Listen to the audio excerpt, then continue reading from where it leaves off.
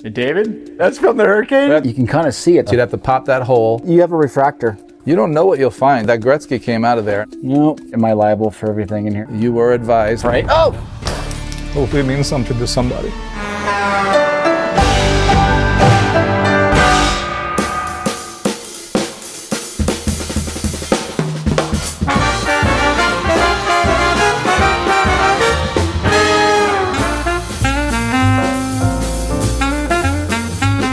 Do you like surprises? Well, I do, and today we're gonna surprise you with something because we're gonna go open up a storage unit with a gentleman named David, and he hasn't looked at these sports cards in over 2 decades. And so we're gonna go uncover this storage unit. He sent us some pictures and we were like, you know what? This is good enough.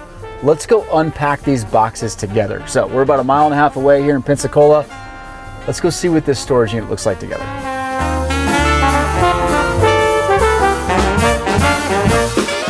So here's what makes this one kind of unique. You know, we get pictures sometimes and we're filtering through and it's like, oh my gosh, here's junk wax. We don't want to do this. His dad owned a sports card shop, David's dad, and he collected up until 1996. But he sent us 2 pictures. One had National Chickle cards and another had 1911 T206 cards. And we said, you know what? You don't need to send us any more.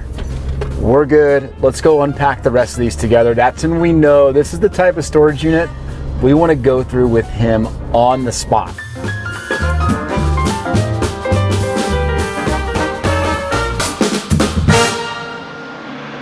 All right, so we're in the storage facility and it's climate controlled, which is a good thing because it's a little steamy out here.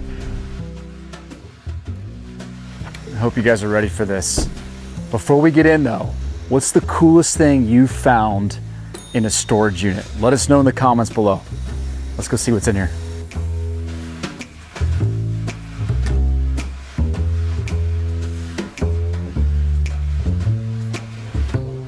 All right, so I think David's in here. Hey, David? I'm coming up the back side, I think. David? Oh, you went that way. We found his unit. I'm at your unit.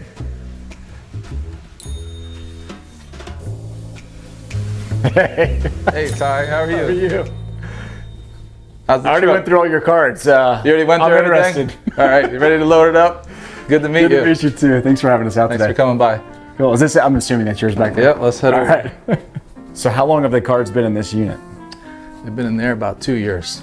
2 years. And Okay. before that, they were in a closet for about 30 years. Oh my gosh. The whole time in the Pensacola all area? in Crestview. Okay. And then before that, Winter Haven for a year, and before that, evacuating out of Hurricane Andrew. Andrew and Homestead. So 1992. These were all in the store, and they survived. The roof stayed intact. Some windows were blown out, but this is right in the middle of the store, and it was lifted off the ground, so it was good. And there wasn't major flooding in Homestead, so these cards have made survived. it. But you see a lot of yellowing on the boxes. I can see this right here. Is that from the hurricane? There's a water level right there. That's from the hurricane? We have to see what's in there. There's hurricane damage. Partly why I asked you guys to come here, I have a better trust value in you. And it's not because you're presenting it on the web and getting great feedback, but it's also because of the way you're going about it. It just feels like it's people that are above board. And in this industry in general, I've had some hard times with other dealers. So tell me the story then. I know a little bit about this. You and your dad had a card shop, or just your dad? Yep, it was me and my dad. Okay. He wound up working for me. So it was role reversal for a few years. Really? I went from being the son to being the boss all in about a day. Yeah. So the house was about to be foreclosed on, and he had no income. He couldn't pay the mortgage on a rental property that he bought. Couldn't collect the rent. So I would come collect rent, which was not very easy in that part of Miami. And he wound up just saying, we're not going to make it. And now the mortgage was up for the house we lived in. Couldn't make that, and I had all these cards. I said, why don't we open a card store? I don't know anything about it, neither do you, but let's see what happens. So I got 100 square feet in Homestead. It's just a little 10 by 10 cubicle in an antique store. and the rent was about $100 a month. I said, I don't know how I'm gonna pay $100 a month, but I'll figure it out. And the first sale was something I bought out of a trunk at a card show in Coral Springs. It was 3 cards out of a trunk. That's all I had money for. It was like $350 for these 3 cards. It was a Gordie Howe Parkhurst, Okay. Mike Schmidt rookie, and a second-year Bobby Hull, or Bobby Orr. And I said, all right, let me take these 3 cards and figure out I'm gonna make money out of it. But that's all I could buy out of this guy's trunk, and he had all kinds of stuff. I just didn't have the money for it. I was at a show, I actually had a table, and that's all I had in my pocket. The next week, we had the card store open. First customer, he buys that Gordie Howe. I couldn't believe it. It was $3,500. Stop. I paid $350 for the 3 cards. I'm like, oh my God, this is not too bad. I never had a sale like that before. I mean, I had been to shows before, but it's $5 cards all day long kind of thing. So that was huge, and it was a big boost for morale. Okay, interesting. So him and his dad co-owned a card shop 30 plus years ago, and these cards were in there. This is what I like to hear. It felt like it could be profitable, so we did that for about 2 years, and then Hurricane Andrew happened. But during those 2 years, my dad was saying, he kept the books, he said, can you believe, because I never made this much money in my life, I made $160,000 the first year net. I don't know, I did what the gross was, but I said, it's net because all of it was our own inventory. So it's not like we had much of for cost of goods. But then at some point we have to replenish. So now we're buying cases, buying boxes and, marking up boxes. Some people wanted to order cases from us. And it became very difficult in South Florida doing that. There was no sports teams there. So it was almost like we're introducing not just a hobby, but sports to South Florida. And most of these people never heard of the players we're selling. Like an example would be Clyde Drexler. I love Clyde Drexler, and you'll see a lot of basketball we'll go through. So I had 6 of his rookie cards there, 86 Fleer. And at that time we had a lot of 86 Fleer. Couldn't sell it though. And I'm telling people how good this guy is. I said, he's as good as Michael Jordan, I swear. And Michael Jordan wasn't Michael Jordan yet. He was pretty good, but not what he was, in he didn't have 6 late championships, 80s, early. Yeah. And that's all people wanted to buy is Dolphin cards and Hurricane people. If they played for the Hurricanes as a pro, they wanted their card. And they said, how much is this? It's a common, it's a nickel. I mean, what are we gonna do? It's crazy. Some common player that played in the NFL, so there was really nothing to sell, but we figured it out, and Sportsnet was a really big deal for us. I always love hearing the connection between parents and their kids with cards. Let me know in the comments below, what's your favorite memory with your mama, your dad, when it comes to collecting sports cards or even Pokemon? Let us know in the comments below. So my dad, after the hurricane, we just basically took everything we could. We took some of the good cards with us, so evacuated to Daytona Beach. Okay. And by the time we came back, there was really no business because people were trying to get water and showers and just put a roof over their head. So it was really the worst time to think that, okay, we're back, cards made it. Yeah. Didn't matter. That was the last thing on people's minds. And it was a while before that recovered. I'll be the first to admit that sports cards are a big part of my life. They're a big part of probably your life, but when a hurricane hits a city, I can see why it takes the backseat to everything else. So they remind me again, the hurricane, was that in 93? Yep, August 24th, 92. We have just left the Metro Dade Aviation Center. This is a privately owned building where planes have been turned upside down. So you had the shop for a year and a half, 2 years? Yeah, it was about a year and a half. Okay. So that was going to finish our second year. First year was great, and now we were 8 months into our second year, and then that happened. So I remember selling right up until it was like 6 o'clock. Like people were still coming in, and then in that evening, it started getting dark, windy, and didn't know if we should board up, should we leave, what should we do? It was about 9 o'clock, 8:30, 9 o'clock, and it started getting a little bit too crazy. We said, if we don't leave now, we're never getting out. So it was just time to go. Gosh, Hurricane Andrew, I mean, the whole integration with his story, I mean, the water on the side of the box, tough to hear, but fascinating part of the story. At that time, had you shut down the shops then, or were your parents running it? My dad tried to run it, Okay. and he didn't like doing it without me. So for him, it was no good. And then for me moving on, it was okay because now it's a regular job, it's a regular paycheck. I started actually with a call center, me taking the calls, and then for me being a call center rep, all of a sudden I'm a supervisor, a manager, a director, wound up getting a vice president job down the line. So after, 30 years later, I moved down here, and all the cards are still in the closet. My dad wound up moving to Crestview. All the cards are in the closet. He sits at a desk all night, flipping through them, sorting them. So we don't know what's here as far as how he sorted them, what he did. Some are in binders, some are partial sets maybe. Some are just commons, no set. So these came from the card shop. Yep. This is the leftovers that remain from your card shop days. You haven't looked at these 30 years. 30 years. I can already tell he's got a lot of memories tied up into these cards with his dad, probably with his mom. So as we unpack these, I can imagine it's going to get pretty emotional. Your parents passed away. Yeah. Is that what's kind of spawning this? Yeah. I don't want to look at these anymore, for sure. Okay. I don't want to carry them around and have them in my closet the next 30 years. I could do that, but it's not doing me any good. And then, seeing like my whole parents' life is right here. A few pieces of furniture and a lot of cards. After seeing the last few years, the mind degrade and what people become, I'm like, what use is it? So, I'm going through my own soul searching now and just saying, it's great while it lasts, but, what use is it? I have to find out what my use is. It's not going through these cards anymore. Might be gardening. I don't know. I won't be sorry that they're gone. I'll just be sorry with the memories that they don't continue. That's the hard part. Somebody will continue them. Somebody will build sets out of this. It'll be somebody else's pride and joy. Somebody will buy a set here from you. Somebody will buy a star card, and they'll feel like they have something special. Their parent will sit with them, tell them the history of that player, and those kind of things that a parent does, So hopefully it means something to somebody. So when you look at these cards, you take yourself back to moments with your dad. Yeah. That first pack, 77 Topps baseball. Didn't know any of the players. Said, thanks, Dad. Don't know what it is. I just like the gum. It's pretty good. And that was neat. Watched some games. He's telling me who the players are. I'm trying to think, like, hey, who's this guy? Sixto Lezcano, Brewers. Who is that? Seems pretty good. I'm watching him on TV. Who's Larry Heisel, Ben Ogilvy, all these Brewers. They hit a lot of home runs. Pretty cool. Yankees. Wow, Chris Chambliss, 1976, ALCS. My dad's watching that with me. Like, Chris Chambliss, I want that baseball card.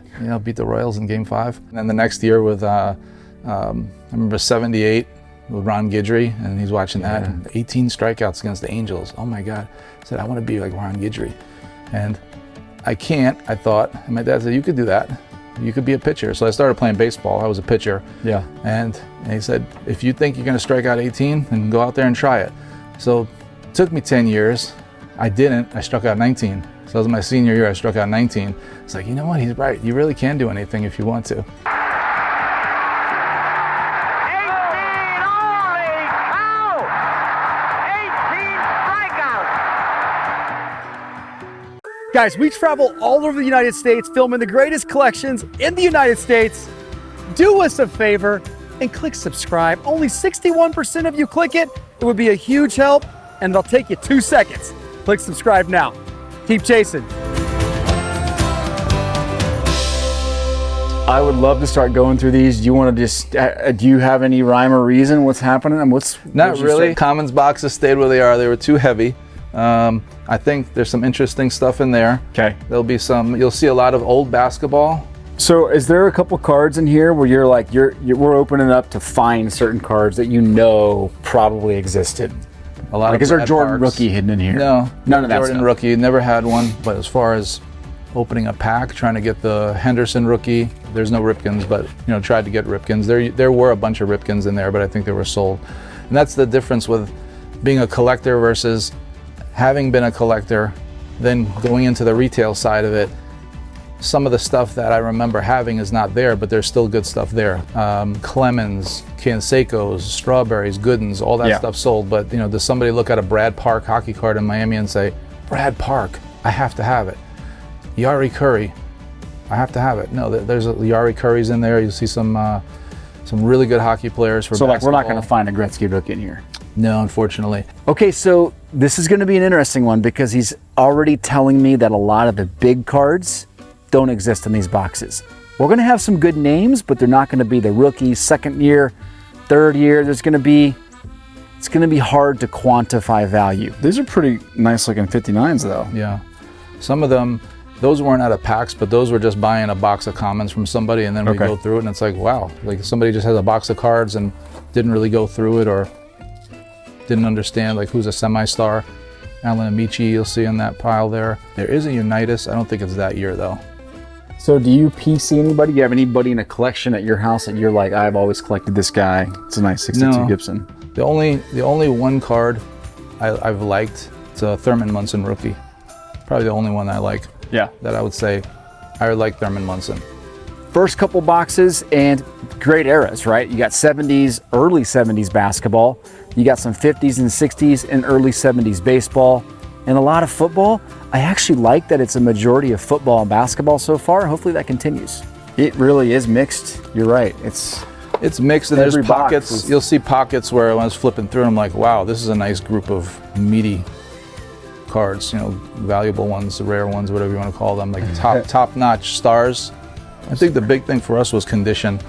We said, you know, my dad would say that from the beginning. You know, we'd see a Rocky Colavito card. I'd say, oh, that's a cool name. You know, he'd tell me about Rocky Colavito. And he'd say, don't buy that. It's got rounded corners. It's got a crease in it. I'm like, yeah, but it's a nice card and it's $1. I'd say, don't buy it. Just wait until you can afford a nice card with crisp corners. That's the one that's going to hold its value and will be in demand. And if somebody's filling a set, they're going to fill a set in a better condition than building a VGX set. I can see that. I mean, all the commons are just sharp, Yeah. super sharp. Some of the 70s were fresh out of packs. Now there was a Montclair show in New Jersey. It was in the early 80s. Okay. And you know, the Topps panels, and Yep. the year after that, they were sitting there for $2 a box. The Joe Montana year, $2 a box. These are awesome Jack Johnsons. Those are cool, yeah. It's probably Mecca. Yeah. Good pose, decent color. color's You know, awesome. it's hard to find them in obviously crisp condition, but those cards have been well loved. First couple cards that grabbed my eye, obviously the 1910 T218 Jack Johnson. I mean, that's just a cool card. There was a couple Jack Johnsons kind of scattered throughout that row. I saw the 71s and 72 basketball, the Rick Barry, that looked perfectly crispy and centered. These are the right cards to make me want to go through every single box here.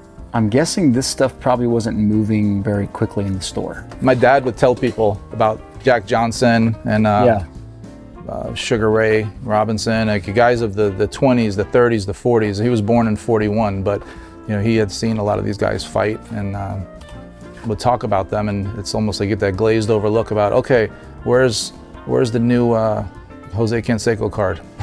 Right. So outside of that $3,500 transaction you did, what was kind of the sale. more expensive stuff you were moving in that day? It might be a case of Upper Deck baseball. Okay.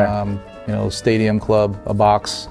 I don't even remember what that would go for. Maybe $100, $200 for a box. But Yeah. that was the biggest sale of its time. You're only the second person I've ever sold to, potentially. Mr. Mint was the first one. So that's a first. I mean, we're following up Mr. Mint, who I would say is on the Mount Rushmore of hobby names. He was big time in the 90s. We're following up his act here today. It's pretty cool. He, to me, was a legend. But you know, he made the hobby popular. He These did. buys were incredible. My dad sold the Chickle, this not a set, but pretty close. Okay. I told him he can do that. You know, he needed to pay some of his bills and live. I said, okay, you can sell my Chickle cards. It's hard finding customers for that. But when you do find one, they're willing to pay. Yeah. So it's not a common sale, right? It's not Well, a common customer. It's funny to hear you modern. Well, there is some short printed stuff in vintage. It's just high grade. Go get true. the Thorpe high grade. It's true. So tell me about these. I mean, Aurora Vision, 64. Yeah. Is this your dad writing this out? Yeah, so he wrote that out. He'd bring it to the store with him. He wouldn't have it out all the time. He'd say, I'm going to try to sell anything. He'd try to educate people and tell them about the players, about the record, about what's on it. And then he just got tired of talking about it too much. It didn't lead to any sales. I don't think any of them sold. So he put a little index card together to describe what it is. You hear Mickey Mantle tell how his father pitched to him day after day. Hello, everyone. I'm Marty Glickman, speaking for Sports Champions and talking with one of the greatest ball players of all time, Mickey Mantle of the New York Yankees. Mickey, did your dad help you in your days as a younger ball player? Marty, my dad always, the only thing he ever lived for, he said, was to see me play Major League Baseball. So all he would do is live it. I mean, he'd come home from work at night and he wanted me to be a switch hitter. You can kind of see it. The record's there. Do you have to pop it out of Yes, you'd have to pop that hole. So these are unplayed, but you'd have to pop that center. If it's flat enough, it will play. Pop it. So he found these sleeves to put them in, and he would have them out. People would just look at them, think they're interesting, but no one ever bought it because they also said, well, if I play it, I'll ruin the value, so what's the point? So it's a catch-22. So there are a lot of screw downs. I mean, Circa 1992. Yep. some of these, I mean, that's thick. This is Fort Knox here. As you can see, and as we should expect, there are a lot of screw down cases. This was very common in the early 90s. This means we need to go find a screwdriver and just double check the condition of some of the bigger cards, because those screw downs, they definitely impacted the cards. 59 Johnny Unitas. Have you removed any of these cards? This has not been out of that holder in 30 years. Well, how long is 1992? More than 30 years. 33 years. We're gonna take one out of here. I noticed you didn't take the screwdriver from me. Am I liable for everything in here? Well, you were advised that if paint does come off, you've bought it. So the sticker right here, right? It says 1959, 90 bucks. 90 bucks. When was that sticker put on So here? that was 1992, and that was in the main store because I had a few showcases. So the cards and Lucite were put there. Okay. And we never had. It just made it look more like jewelry. You're buying something special. You're spending almost $100. You don't want it in a top loader. So at the time, it's very passé probably, but at that time it felt like a big deal buying a card and a Lucite. It was a good gift. At least it's in a sleeve. Well, maybe, right? Hey, it's not horrible. Number one card in the set. That's always a thing, right? They get really flattened in those things. Did it feel tight? It wasn't that tight. Okay, all right. So tell me about this. I didn't want to go through it. It looked kind of personal. Oh, yeah, it looks like it was. It probably was personally. We went to a sale in City Island. Okay. It wound up being the attorney for the New York Giants. So you'll see a lot of correspondence from him. Oh. That's him, Edgar Feely. So he was it was his house. He went into the attic. He found this paperwork. He wanted these papers because he didn't tell me at the time, but he said it was something about Minnesota, and I didn't understand what that meant. And then later on, he told me it was the Twins. And I just read it last week. I'm thinking, so the Giants were supposedly looking into moving. Okay. Their fan base was dwindling. The stadium was in disrepair. They weren't doing so well financially. So they had looked into moving to Minneapolis. And in these papers, it talks about that with the local people in Minnesota trying to get the land purchased for them. They didn't want to pay for it, but trying to get the land purchased, to get a stadium deal. So they opened the door for that discussion, and this goes on over the course of maybe a year or two or three. And there's a lot of paperwork in there about the terms of what that deal could look like. And I didn't understand it until last week when I looked on the internet. I'm like, this is true. They were going to move to Minnesota. A few years after that, Dodgers moved to Los Angeles, and they felt like it would be a better situation for them going out west, so they turned down the Minnesota deal and followed their path to San Francisco. May 24th, 1950. There's a letter attached to typed out letter. I mean, I get it. It's Edgar Feely, maybe not somebody that great. Yeah, but like, so is it Stoneham, the owner? This one's to Herman Bollengren. Mm-hmm. That's super cool.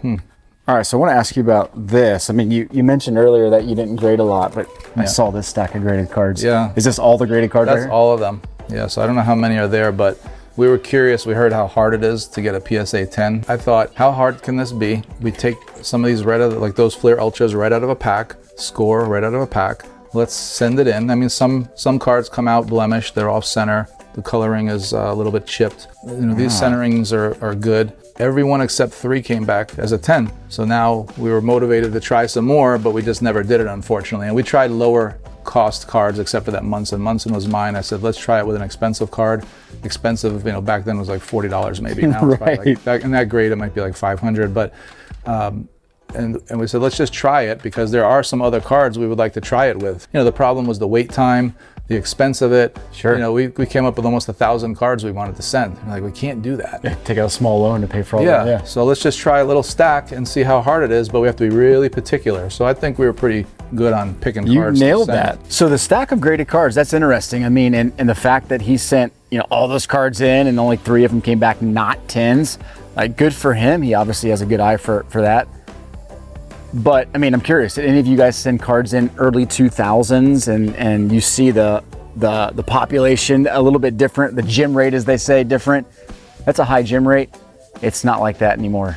This has to be top 4 or 5 all time, like, condition. From aesthetics. Like, this is such a beautiful colors set. Are beautiful, corners are beautiful.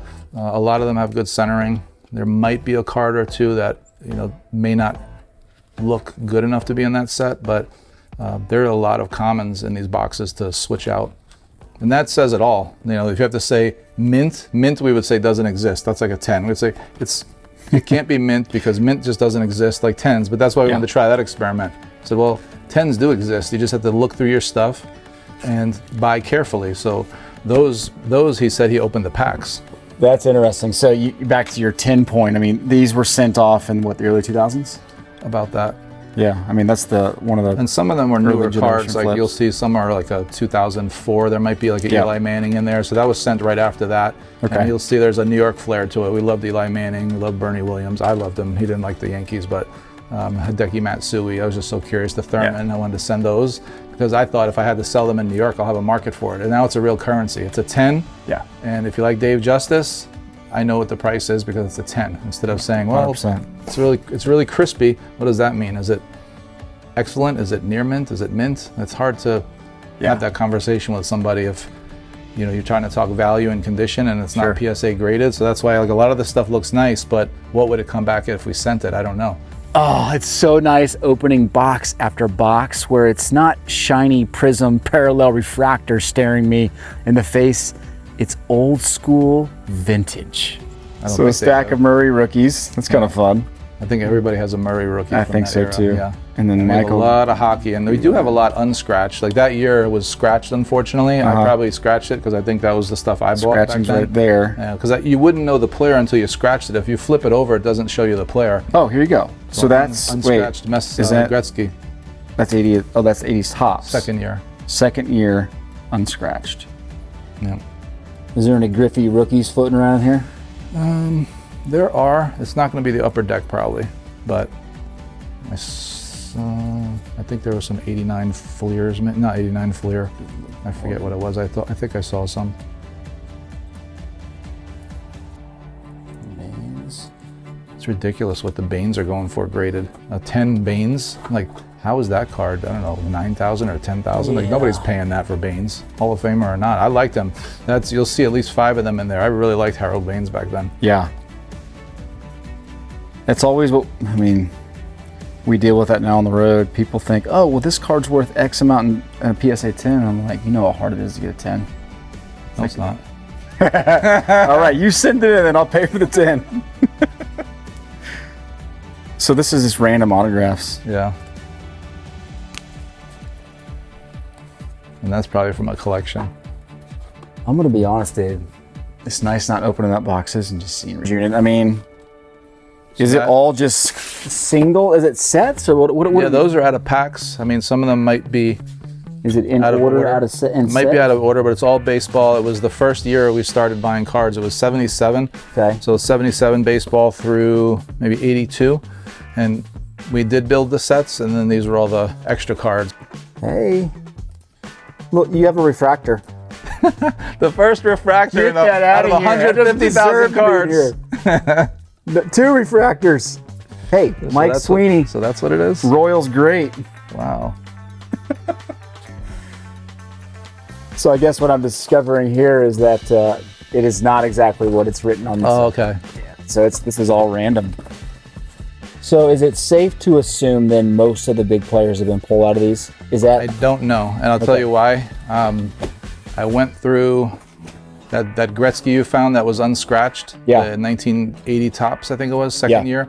That came out of one of those boxes. I just the only box I went through, I'm like, oh, there's a second year Gretzky, great. Oh. So I didn't even go through the whole row of them. So these I have not gone through. I was hoping, I went through the Brett Favre year. I saw Stadium Club football. I was like, all right, let me see if there's a Brett Favre in there. Yeah. They're all in order. Almost every card is there except Brett Favre. Are they in team order back then? Yep. Yeah, it looks like it. Nope. 164 to 149 right there.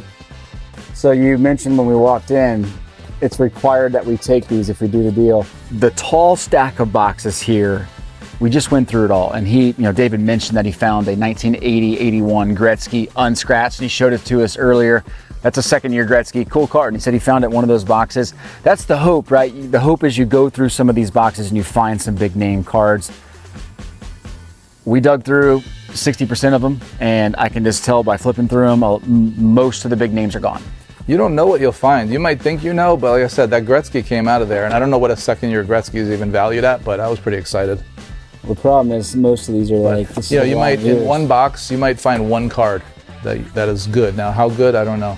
The good thing is the condition will be amazing. It's not like there's rounded corners, except that those boxes I told you where I was flipping the cards. You bring a bunch to school and they come back all dinged, but that's the only way you're going to win more cards, is to flip them. You think the spiders are 30 years old? Yeah.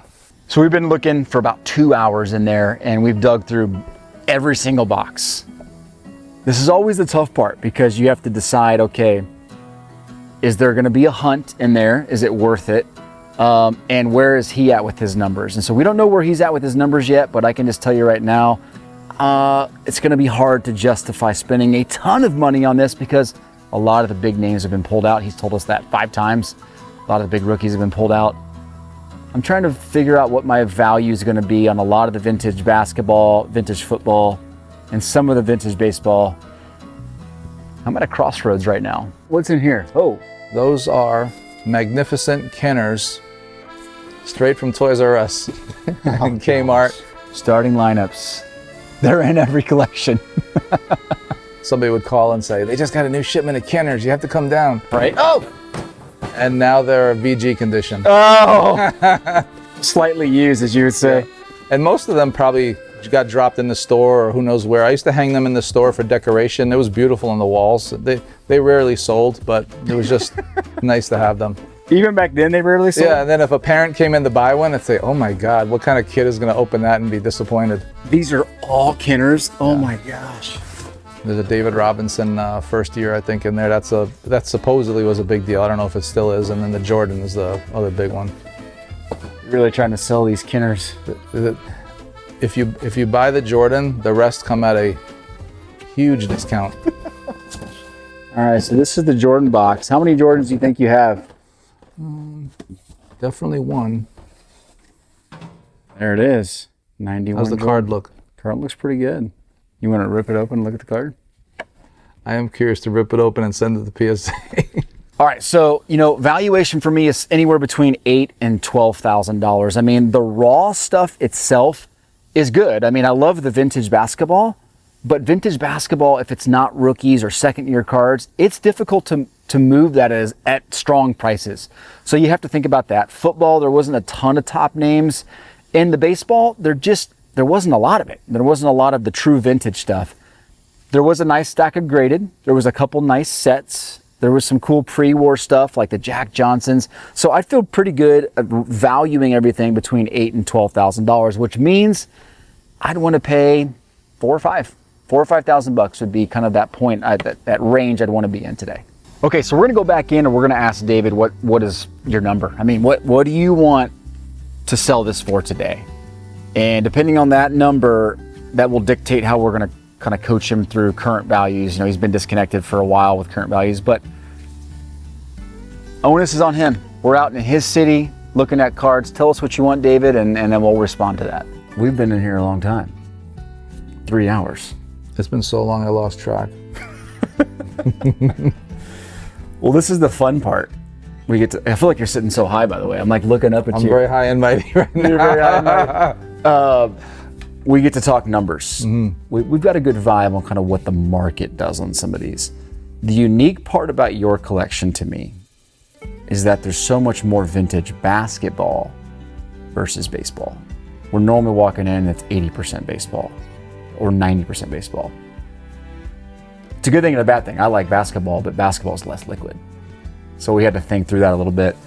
I would divide your collection really into the left side and the right side. You said that walking in, You're like, this is common, and it's common. What is it you are wanting for everything today? Somewhere between $1 and more than that. Okay. Yeah, I really don't know. That's why I trusted you to come, because I'm not going to a local card store and saying, hey, come look at this stuff and see what you'd like to do with it. And then they'll piecemeal me. They won't take the whole thing. They don't have the outlet to even move it. They may not have the funds to even buy it, because even me personally back then, if it was more than a few $1,000s, I wouldn't be able to buy it. Yeah. So That's why fair. I know, like a local card store, it's just local. Yep. And I don't know how they even sell today and how they move it. And like you're saying, basketball, I had trouble selling it. That's why I still have it. Yeah. People don't know those players, but the ones that know it and see the condition of it, they're impressed. But as I said, I keep using the Wes Unseld example. How many Wes Unseld rookie cards or Yeah. Laniers do you need? For sure. Well, and the other thing that we kind of struggle with outside is like all the big name rookies are out, right? I mean, there was no Jordans hanging around here, maybe a couple 90s Jordans, like nothing crazy. So I'm flipping through there thinking, okay, I know that stuff's not in there, so I have to be very realistic here. I took down some notes, what I think I can move it for, and I came up with around $10,000, $11,000 in retail value. So that factored in the fact that you have to lift all of it, right? You have to carry it though. Well, that decreases the value, just so you know. Doesn't increase the value. So if we're strong and we say, okay, we think over time we can move this for 10K, a very strong offer for me would be give you $5,000. That would be worth it for me to go take it out of state and make the big drive and do all the work for you. Okay.